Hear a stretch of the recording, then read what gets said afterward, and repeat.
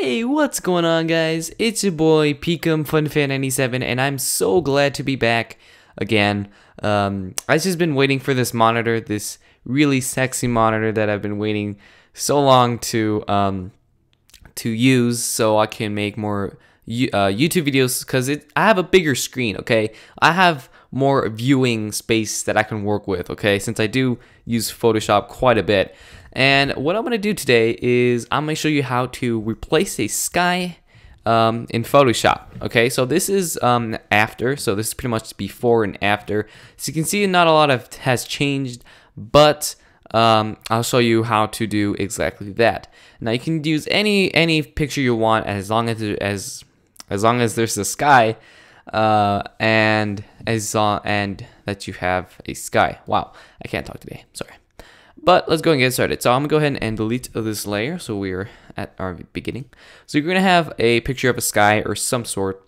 You also want a sky that kind of makes sense. So I kind of went overboard and chose this because it kind of looks, I don't know, it looks cool. So I went with this sky picture, and I'm gonna put it as our background.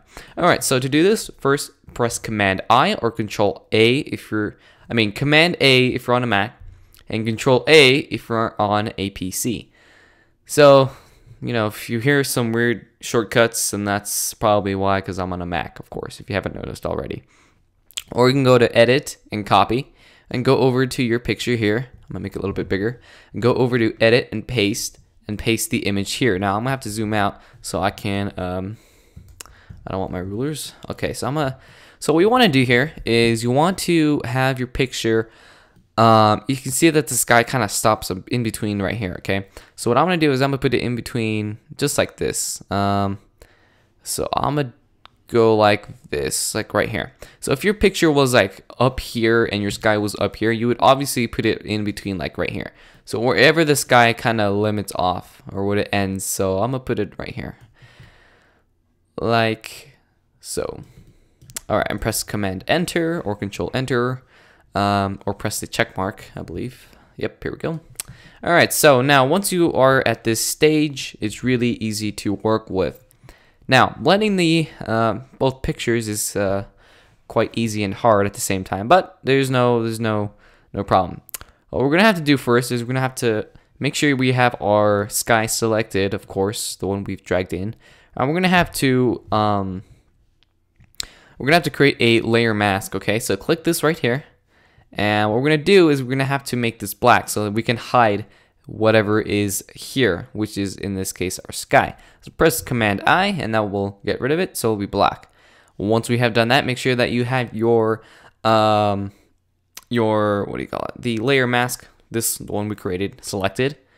And what you want to do is you want to go ahead and go over to the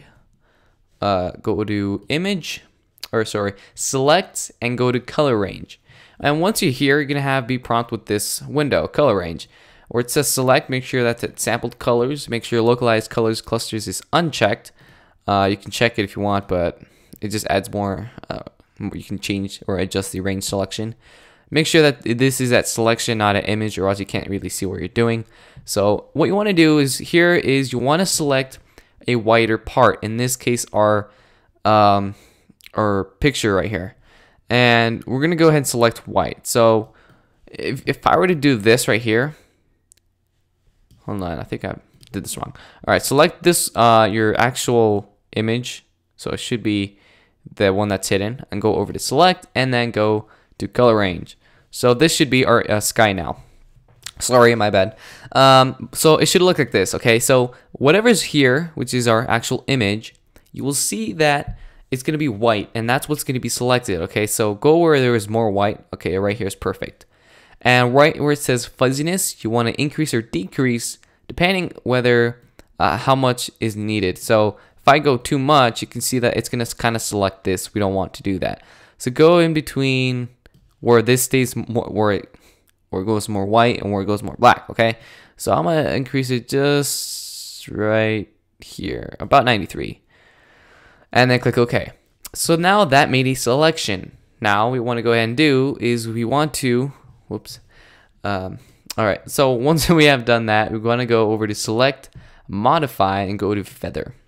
We want to feather this to 2 pixels. You can do 3, 4, but I think 2 is good enough. Click OK. Once you have done that, what you want to go ahead and do is you want to go over to your gradient tool, which is right here. Press G on your keyboard, and we're going to start coloring in. But you can notice that nothing really appears. Well, that's because you're not on the layer. So press Command Z until we get rid of this. Okay, so select this and then start dragging. So I'm gonna go ahead and zoom out so you guys can see what I'm doing. So if I were to click and drag, you can see my skies start pouring in. So the longer you drag it, the more I don't know how to explain it, but pretty much it fills it in. Okay. Now this has to make kind of sense, because if I were to leave it like this kind of like skies coming in, then it kind of goes off into the horizon. We don't want to do that, especially right here. This is the worst spot. So I'm gonna do it on this side. So on this side like this. So I'm gonna go like that. I think this is good enough. So once you've done that, press Command D. But you can see that if you zoom in, let me zoom in using the space. I'm holding down the space and clicking and dragging. You will see that it's kind of included. You can see that it's not as great. We have some blue stuff in here. We can fix that. You can see that there's a line here as well. So we're going to fix that. To fix that, go over to your brush tool by pressing B on your keyboard, or going over to the little tools panel, right clicking and clicking brush tool. Change the size to whatever you like. I'm using the left and right bracket keys. I'm a short guy. I'm a shortcut person. I am a short guy though. But yeah, a shortcut is I'm a shortcut guy. So I like to use a lot of shortcuts in Photoshop. So you want to go ahead and paint with black. And what black will pretty much do is will hide it. But you want to be careful when you do this, because if you're not on the right layer or the right selection, you're going to really mess it up. So if I were to start doing this, or start to kind of take it off, or if I select the wrong one, you're actually going to start to remove the actual selections. You want to do that. Make sure you're the one on this one right here. All right, so now start like brushing in to parts where you want to fix it. All right, so you can see, let me zoom in right to where the line was. So here's the line, and I'm going to take it off. See, bam, magic, huh? So do whatever you like. This will really come in handy if you come upon like people, or if someone's standing there. This will really work. So again, whoops, I went too far. If you went too far, if you accidentally go like this, all you gotta do is switch the colors to white, and this will paint it back in. I know, crazy. But if you paint it in, you can see it actually paints it with white. This really depends on what you're coloring with. It kind of looks like white, but in reality it's not, because you can see that this is the actual sky that we painted. So that's pretty good. So that means it's working. So I'm gonna go in like this. This is a pretty big brush, so I don't want to do that. So this looks fine to me, like that. And then I'm gonna switch the colors, so now it looks more realistic, like this. I don't know. So you can see that I went a little too far on the edges, and that's okay. You can just go like this, and then we'll take it off. Just don't go too far like this, or else it's gonna look fake. So don't make it too noticeable or too obvious. So I think this is pretty much like good enough for now. So yeah, if you wanted to actually change the sky, all you gotta do is you want to go over to the you want to create a whoops. No, I don't want to do that. You want to go and create a curves. You can whoops, not that. My bad. Hold on, I forgot how to do it. I'll be back in just a second. Never mind. I guess there is a way, but I just don't remember. Now you can see that the image, it looks great, but it looks fake. Well, that's because it's too bright on this side, and on this side it's kind of like dark. So I can easily fix that by going over to the opacity and decreasing it just like this. You can do this as much as you want. I don't really care, but just keep it to a reasonable amount where it doesn't look too fake or too real, or not too fake, or too fake, pretty much.